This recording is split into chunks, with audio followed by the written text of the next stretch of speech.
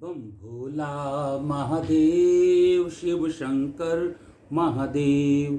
बम भोला महादेव शिव शंकर महादेव। अरे बमक बमक बम बम बम भोला, बमक बमक बम बम बम भोला।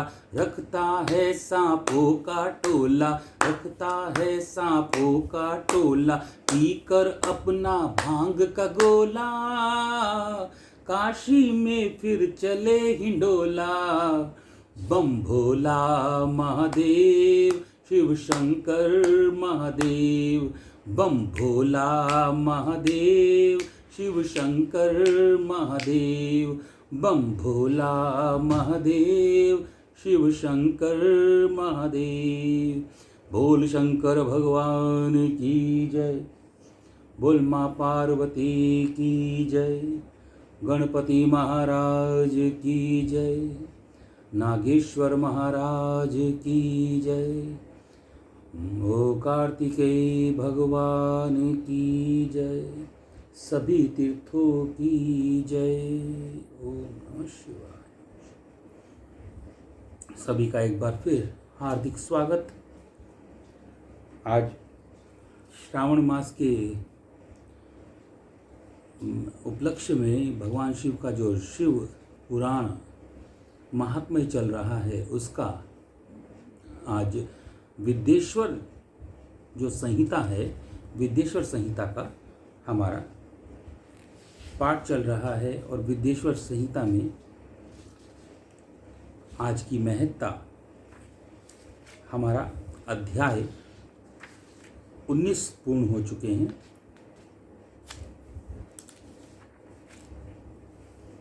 और आज 19 और 20 पूर्ण हो चुके हैं। और आज पार्थिव पूजा की महिमा, शिव नैवेद्य भक्षण के विषय में निर्णय तथा बिल्व का महात्म्य। तदंतर ऋषियों के पूछने पर किस कामना की पूर्ति के लिए कितने पार्थिव लिंगों की पूजा करनी चाहिए, इस विषय का वर्णन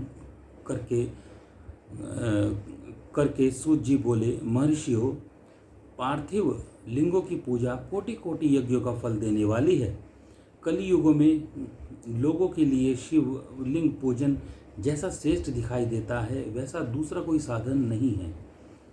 यह समस्त शास्त्रों का निश्चित सिद्धांत है। शिवलिंग भोग एवं मोक्ष दोनों देने वाला है। लिंग 3 प्रकार के कहे गए हैं। कौन कौन से? उत्तम, मध्यम और अधम। जो 4 अंगुल ऊंचा होता है, दिखने में सुंदर हो, वो उत्तम लिंग कहलाता है। जो मध्यम है, उससे आधा जो होता है वो मध्यम है, और उससे भी आधा जो है वो अधम है। इस तरह 3 प्रकार के शिवलिंग कहे गए हैं। जो उत्तरोत्तर श्रेष्ठ है, ब्राह्मण, क्षत्रिय, वैश्य, शूद्र अथवा विलोम शंकर, चाहे कोई भी हो, वह अपने अपने अधिकार के अनुसार वैदिक अथवा तांत्रिक मंत्र से सदा आदरपूर्वक भगवान शिवलिंग की पूजा करे।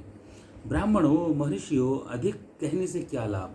शिवलिंग का पूजन करने में स्त्रियों का तथा अन्य सब लोगों का भी बराबर का अधिकार है।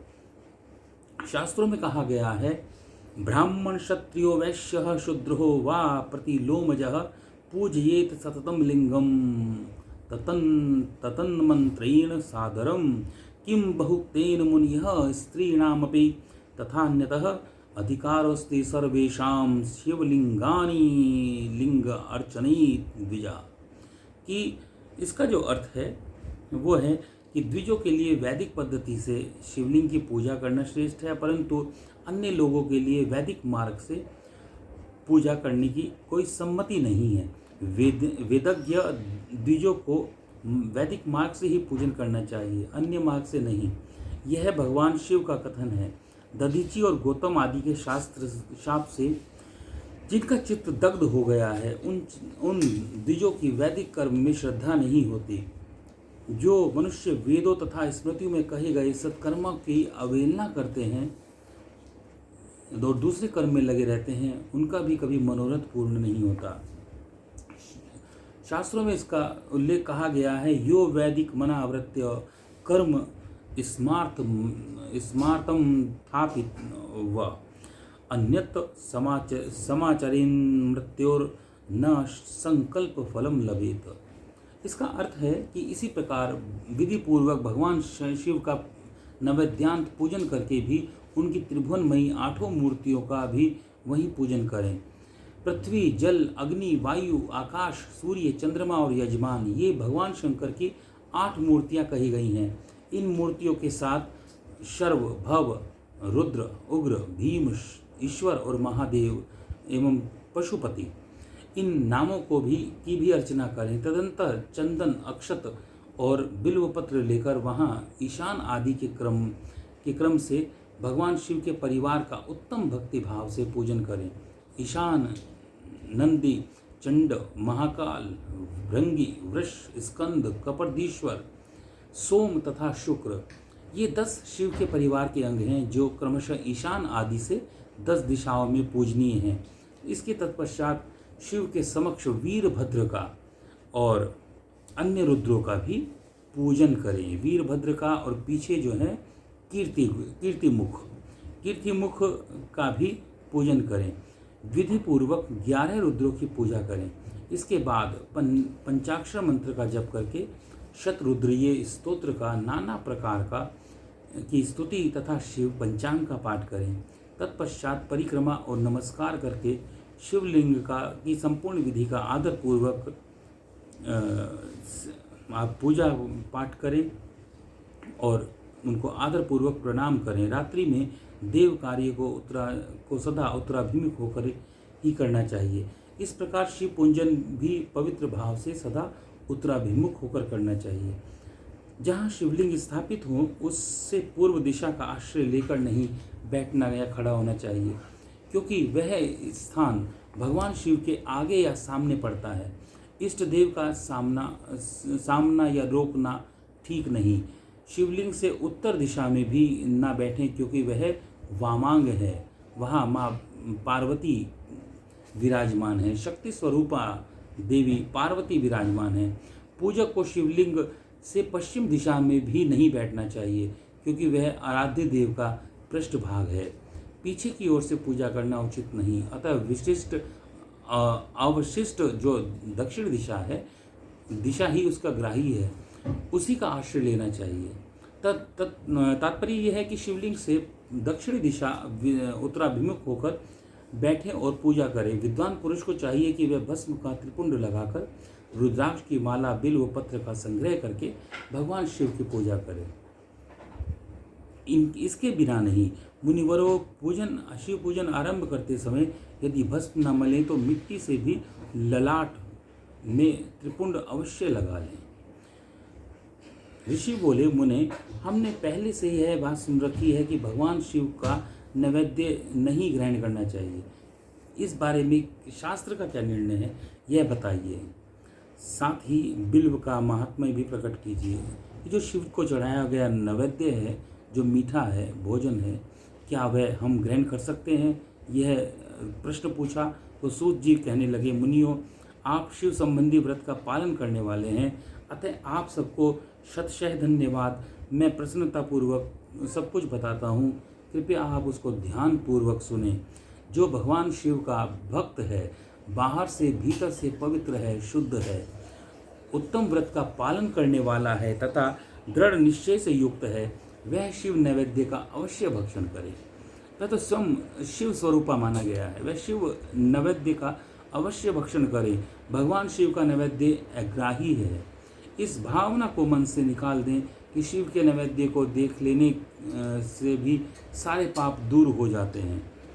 सारे पाप क्योंकि शिव को देख लेने से मात्र से या नैवेद्य को देख लेने मात्र से भी सारे पाप दूर हो जाते हैं। उसको खा लेने पर तो करोड़ों पुण्य के भागी हम बनते हैं। आए हुए शिव नैवेद्य को सिर झुकाकर प्रसन्नतापूर्वक ग्रहण करना चाहिए और प्रयत्न करके शिव स्मरण स्वरूप उसका भक्षण करना चाहिए। आए हुए शिव नैवेद्य को जब शिव नैवेद्य या शिव का प्रसाद जब आपके सामने आ जाए तो इसमें विलंब भी नहीं करना चाहिए। प्रसाद वही है कि जिसको हम तुरंत ग्रहण कर लें। तो इसी प्रकार से उसको तुरंत ग्रहण कर लेना चाहिए। वह मनुष्य निश्चय ही पाप के बंधनों से मुक्त हो जाता है जो प्रसाद को ग्रहण करता है। जिसने शिव की दीक्षा ली हो, उस शिव भक्त के लिए यह शिव नैवेद्य अवश्य भक्षणीय है। ऐसा कहा जाता है, शिव की दीक्षा से युक्त शिव भक्त पुरुष के लिए भी सभी शिवलिंगों का नैवेद्य शुभ एवं महाप्रसाद है। अतः वह उन सब का उसका अवश्य भक्षण करे। परंतु जो अन्य देवताओं की दीक्षा से युक्त है और भगवान शिव भक्ति में भी मन को लगाए हुए हैं, उनके लिए शिव नैवेद्य भक्षण के विषय में क्या निर्णय है, इसे आप लोग सुने। ब्राह्मणों, जहाँ से शालिग्राम की शिला उत्पत्ति होती है, वहाँ के उत्पन्न में लिंग में रसलिंग, पारद लिंग में पाषाण, रजत तथा सुवर्ण से निर्मित लिंग में देवताओं तथा सिद्धों द्वारा प्रतिष्ठित लिंग में, केसर निर्मित लिंग में, स्फटिक लिंग में, रत्न निर्मित लिंग में तथा समस्त ज्योतिर्लिंगों में विराजमान भगवान शिव के नैवेद्य का भक्षण चंद्रायण व्रत के समान होता है। इतना ही पुण्य मिलता है जितना हम चंद्रायण व्रत को करते हैं।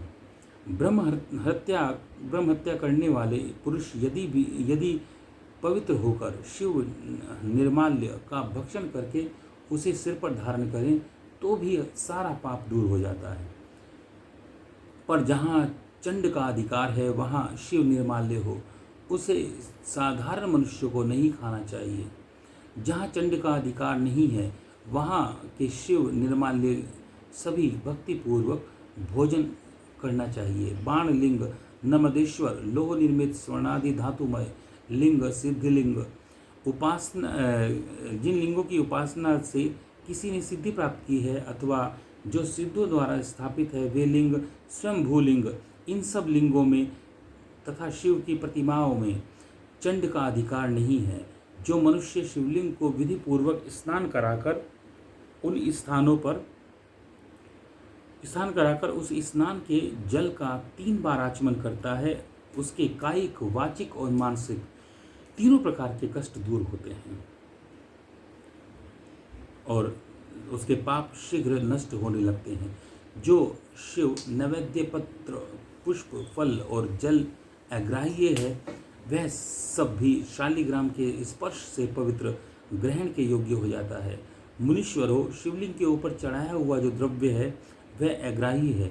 जो वस्तु लिंग स्पर्श से रहित है, अर्थात जिस वस्तु को अलग रखकर शिव जी को निवेदित किया है, लिंग के ऊपर नहीं चढ़ाया जाता, उसे अत्यंत पवित्र जानना चाहिए। मुनिवरों, इस प्रकार नैवेद्य के विषय में शास्त्र का निर्णय बताया गया। अब तुम लोग सावधान होकर आदरपूर्वक बिल्व का महात्म्य सुनो। यह बिल्व वृक्ष महादेव का ही रूप है। देवताओं ने भी इसकी स्तुति की है। फिर जिस किसी तरह से इसकी महिमा कैसे की जानी चाहिए, जो कि 3 लोकों में पुण्य तीर्थ एवं प्रसिद्ध है, वे तीर्थ बिल्व के मूल भाग में निवास करते हैं। बिल्व जो पत्र है उसकी बड़ी विशेष महत्ता है। त्रिदलम त्रिगुणाकारम त्रिनेत्रम त्रियायुधम त्रिजन्म पाप संहारम बिल्वपत्रम शिवार्पणम। जो बिल्व के जो पत्र हैं उनका भी शिवलिंग पे अर्पण करता है तो उनके भी पाप दूर होते हैं। केवल इसी जन्म के पाप नहीं, त्रिजन्म पाप संहारम, और जो तीनों पिछले जन्म भी जो हैं उनके भी पाप दूर होते हैं। और जो भविष्य में आने वाला जन्म है वो भी जन्म नहीं मिलता और वो मोक्ष को प्राप्त होता है। इसके संपूर्ण तीर्थ बिल्व के मूल भाग में निवास करते हैं। जो पुण्यात्मा मनुष्य बिल्व के मूल में लिंग स्वरूप अविनाशी महादेव जी का पूजन करते हैं, वह निश्चय ही शिव पद को प्राप्त होते हैं। बिल्व की जड़ के पास जल से अपना मस्तक सींचता है, वह संपूर्ण तीर्थों का पुण्य कमा लेता है। वही इसी भूतल पर पावन और पवित्र माना जाता है। इस बिल्व के जड़ के परम उत्तम थाले को जल से भरा हुआ देखकर महादेव जी पूर्णतः संतुष्ट होते हैं। जो मनुष्य गंध पुष्प आदि से शिव के मूल भाग का पूजन करता है वह शिवलोक को पाता है और इस लोक में भी उसकी सुख संतति निरंतर बढ़ती रहती है। बिल्व की जड़ के समीप आदर पूर्वक जो दीप जलाता है, दीपावली जलाकर रखता है, वह तत्व ज्ञान से संपन्न होकर महेश्वर में ही मिल जाता है। जो बिल्व की शाखा थामकर हाथ से उसके नए नए पल्लव उतारता है और उनसे शिव की पूजा करता है, वह सब पापों से मुक्त हो जाता है। जो बिल्व की जड़ के समीप भगवान शिव में अनुराग रखने वाले एक भक्त को भी भक्तिपूर्वक भोजन कराता है, उसे कोटि गुना पुण्य प्राप्त होता है। जो बिल्व की जड़ के पास शिव भक्तों को खीर और घृत युक्त अन्न देता है, वह कभी दरिद्र नहीं होता। ब्राह्मणों, इस प्रकार मैंने सांगोपांग शिवलिंग का वर्णन किया। यह प्रवृत्ति मार्गी भी है और निवृत्ति मार्गी भी। पूजकों के भेद दो प्रकार का होता है। प्रवृत्ति, जो लोगों के लिए पीठ पूजा इस भूतल संपूर्ण अभिष्ट वस्तुओं को देने वाली है। प्रवृत्त पुरुष सुपात्र गुरु आदि के सानिध्य में सारी पूजा संपन्न कराए और अभिषेक के अंत में अघहनी के जो चावल होते हैं उससे चावल से बना हुआ नैवेद्य पूजा के अंत में शिवलिंग को शुद्ध संपुट में विराजमान करके घर के भीतर कहीं अलग रख दे। निवृत्त मार्गी उपासकों के लिए हाथ पर ही शिव पूजा का विधान है। उन्हें भिक्षा आदि से प्राप्त हुए अपने भोजन को ही नैवेद्य रूप में निवेदित कर देना चाहिए। बताया जाता है कि वे विभूति से पूजन करें और विभूति को ही नैवेद्य से निवेदित भी करें। पूजा करके उस लिंग को सदा अपने मस्तक पर धारण करें। इति श्री रेवाखंडे शिव महात्म्य नामम विद्येश्वर संहिता 21 एवं 22वां अध्याय संपूर्णम। ओम नमः शिवाय, ओम नमः शिवाय, ओम नमः शिवाय। जटा में गंगा गले में विषधर, जटा में गंगा गले में विषधर, नमामि शंकर, नमामि शंकर। जटा में गंगा गले में विषधर, नमामि शंकर, नमामि शंकर।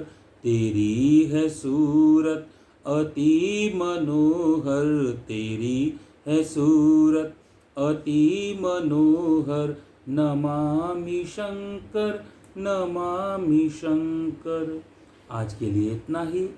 अब कल के लिए जो कल अध्याय होगा वो 23वां और 24वां होगा। शिव नाम जप तथा भस्म धारण की महिमा, त्रिपुंड के देवता और स्थान आदि का प्रतिपादन। तब तक के लिए मुझको आज्ञा दीजिए। हरि ओम। ओम नमः शिवाय।